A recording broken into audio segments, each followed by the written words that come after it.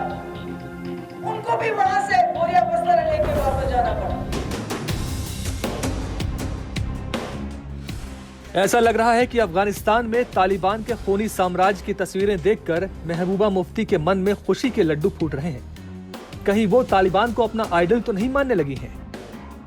तो मौका है अभी भी, जिस तरह वाजपेयी जी ने बातचीत शुरू की थी जम्मू कश्मीर में, यहाँ बाहर के साथ भी और यहाँ भी उसी तरह आप भी जम्मू कश्मीर में बातचीत का सिलसिला शुरू करो।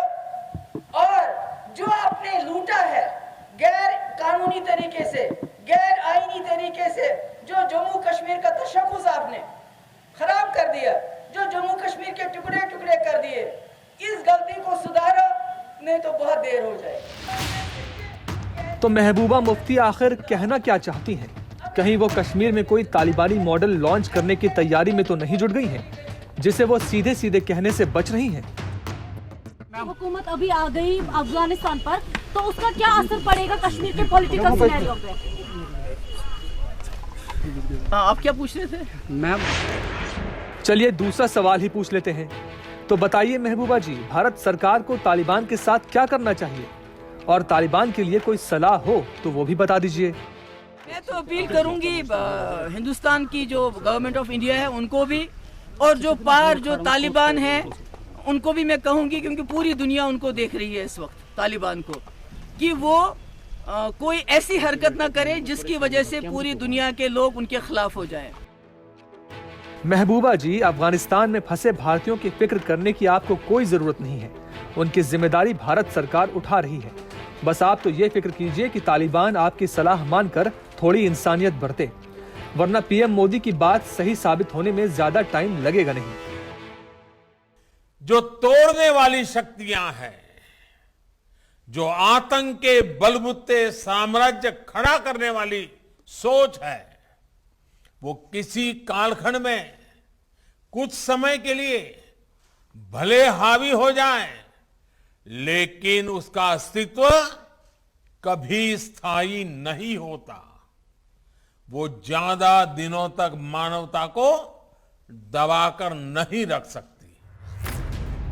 तो याद रखिएगा महबूबा जी, तालिबान ने आज भले ही अफगानिस्तान पर कब्जा कर लिया हो, लेकिन रहेगा तो वो आतंकवादी संगठन ही। लेकिन महबूबा मुफ्ती को सब्र ही नहीं है।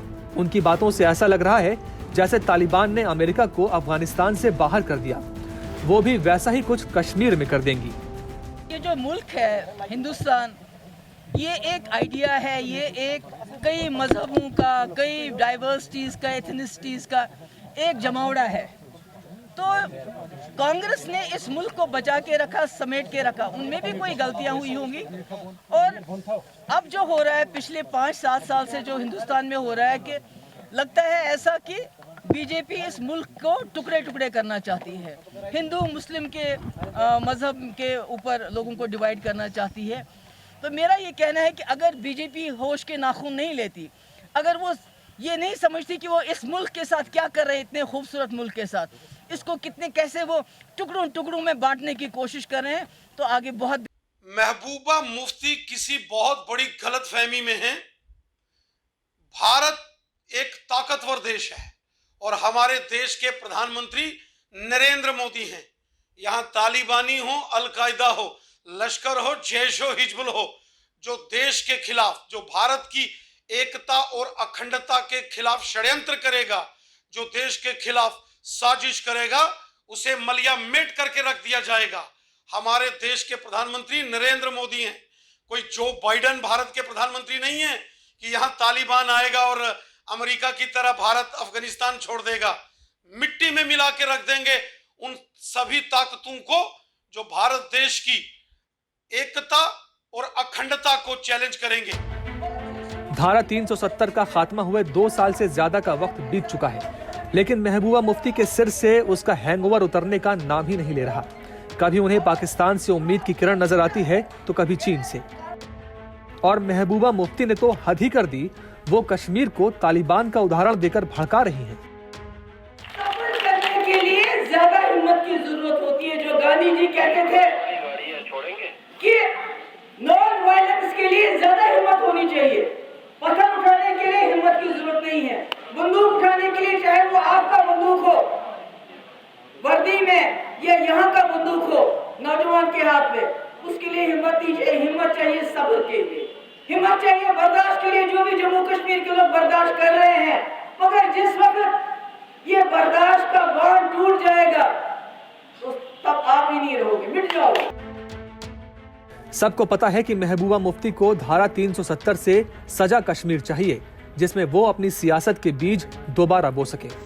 लेकिन इसके लिए वो एक वैश्विक आतंकवादी संगठन को अपना आदर्श मानने लगे तो सवाल पूछा ही जाएगा, क्या महबूबा मुफ्ती को तालिबान में कोई कमी नहीं दिखती? सारी कमियां भारत सरकार में ही दिखती हैं।